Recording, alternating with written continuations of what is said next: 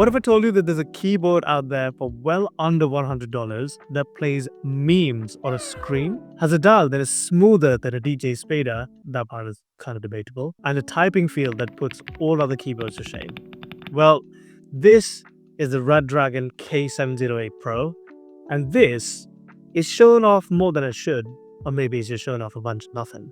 Well, that's the main question that'll need answers to, so let's dive in. Quick disclaimer though, just before we dive in, these keyboards were sent out to me by Redragon for the purpose of this video, but they do not control what I have to say about either one of these keyboards. The facts and the thoughts remain my own and they have no control over them. They get to watch this video exactly at the same time as you guys, so they're not watching this video beforehand. And if you do end up wanting to pick up one of these keyboards for yourself, please use the affiliate links in the description and the pinned comments. And full disclosure once again, it does put a tiny little penny in my pocket if you end up buying one. But with all that being said, let's get into this video and talk about a killer keyboard. First things first, let's unbox this thing.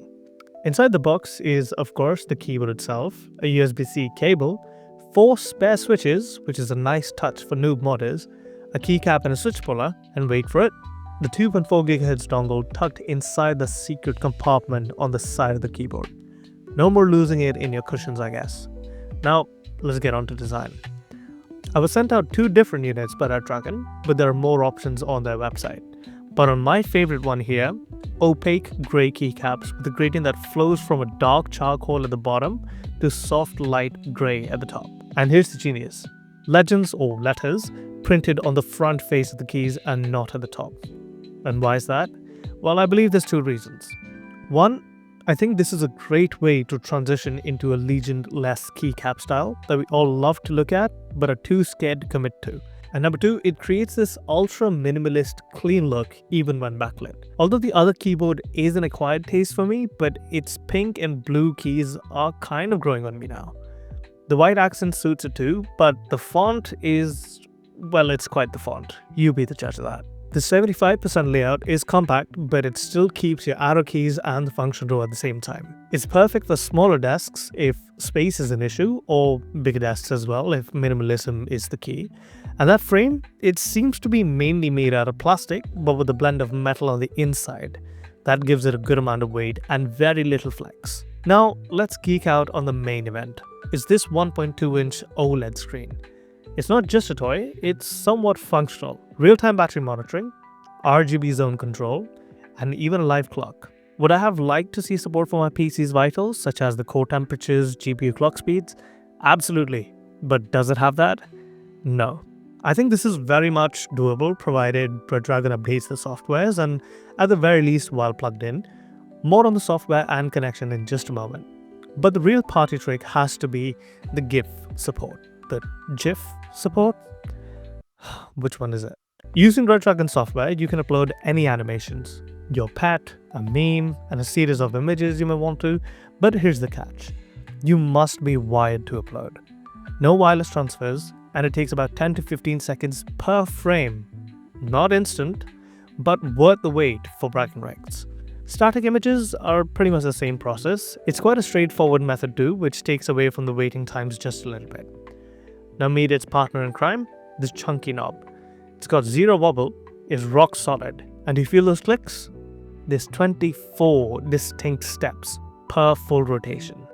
It's not a smooth spin, it's a precise tactile click, click, click. Press to toggle different modes, spin for volume or menu selection on the OLED display. It is pure satisfaction. One quick little quirk though, when the keyboard sleeps, sometimes pressing the knob down won't wake it up. Rotating or tapping any other key instead will actually work. It's a bit weird, but I'm pretty sure you'll adapt. I know you've been waiting for a typing test, so let's get on with it. Quick disclosure before that though, although the keyboards sent out to me are both supposed to be the exact same, they do sound ever so slightly different. So you will hear both of them, and I suspect the change in sound is mainly to do with the keycaps themselves and not with the switches. Now close your eyes and listen.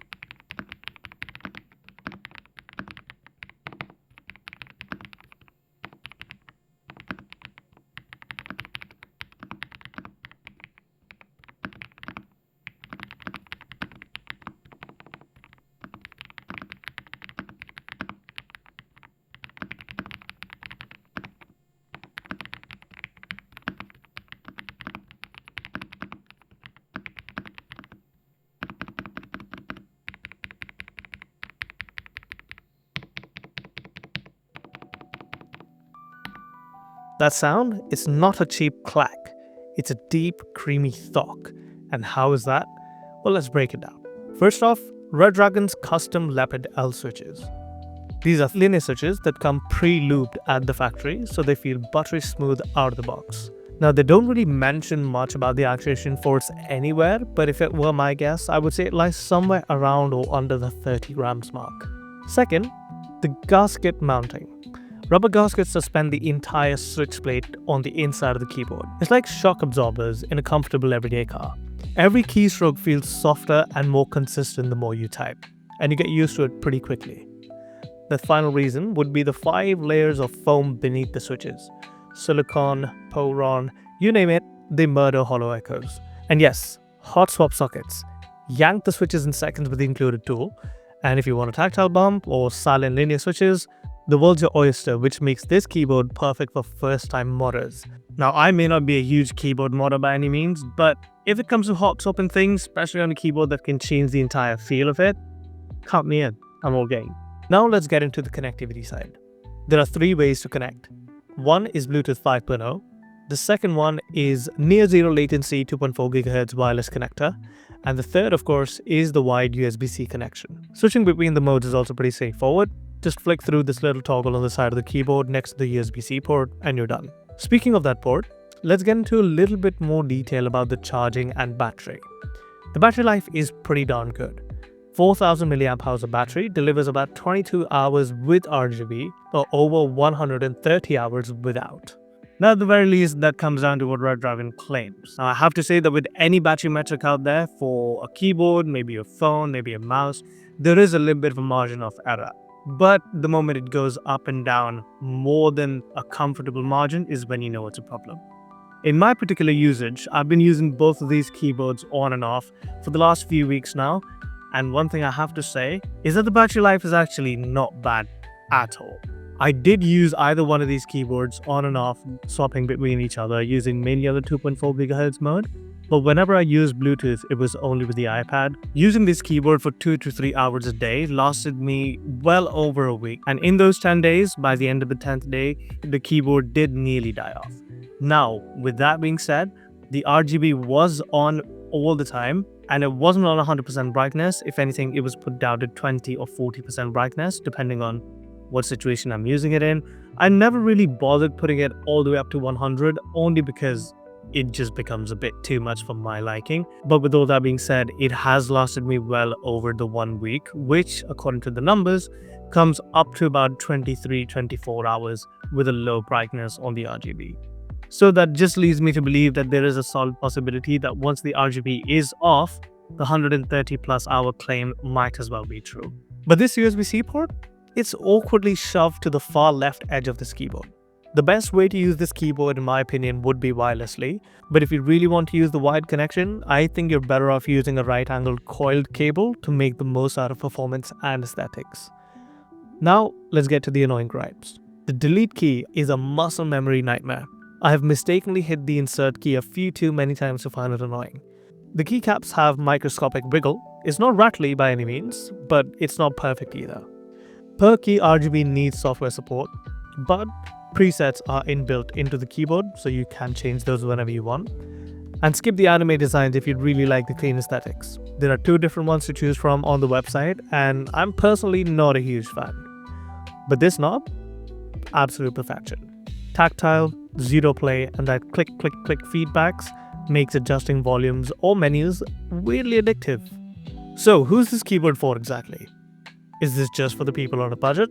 Well, let's break it down. For the gamers, low lag 2.4 GHz mode and its quite sturdy frame makes it great for rage moments. The low actuation force also means less cramping over long gaming sessions when a 13-year-old hurts your ego when playing Fortnite. For creators or typists out there, the gasket mount is a solid middle ground between satisfying typing and silence. It is perfect for productivity sprints, and Mac compatibility is also flawless, and you can change Windows and Mac on the fly using keyboard shortcuts. For new modders, hot-swappable sockets are your gateway drug to switch addiction. Easy solder-free experimentation with very little room for error. Coming in at about $80, this isn't just a good price. You're getting $200 plus keyboard features. There's an OLED screen, a premium knob, triple connectivity, and typing that shames pricier keyboards. I will go ahead and say this though, avoid this if you need a number pad, of course, if you hate software, or obviously want something smaller like a 60%. But for everybody else, this is the most personality-packed keyboard that I have ever owned after my Corsair K708 Pro RGB, but that one comes at quite a hefty price tag. But this would be a solid second choice for me even if I'm not on a budget. This would make people who are interested in high-end tech still save so much money and get a lot out of what you paid for. The Redragon K708 Pro isn't just a standard keyboard. I feel like it's a solid effort by a company that is trying to make a name for itself in the PC peripheral world for a long time now. That screen is fun, but it could be made more useful. Honestly, it seems like a bit of a missed opportunity that can still be redeemed by adding further monitoring options to it. And that knob, it's still addictive. The quirks, there are a few. I would have loved an all-metal build, macro keys and a wrist rest as well, but I can't really complain about much at that price point. If you want tech that sparks joy without merging your wallet, this is it. Agree? Disagree? Not really for you? Let's battle in the comment sections down below. If you do want to pick one up for yourself at this point, you can head down to the description or the pinned comment to check out the links that go straight to the website and you can order one for yourself. It does put a tiny penny in my pocket like I mentioned, but hey, if you want to do your boy a little favor, I'm all game. Well, with all that being said, I hope you enjoyed and I'm going to catch you guys later.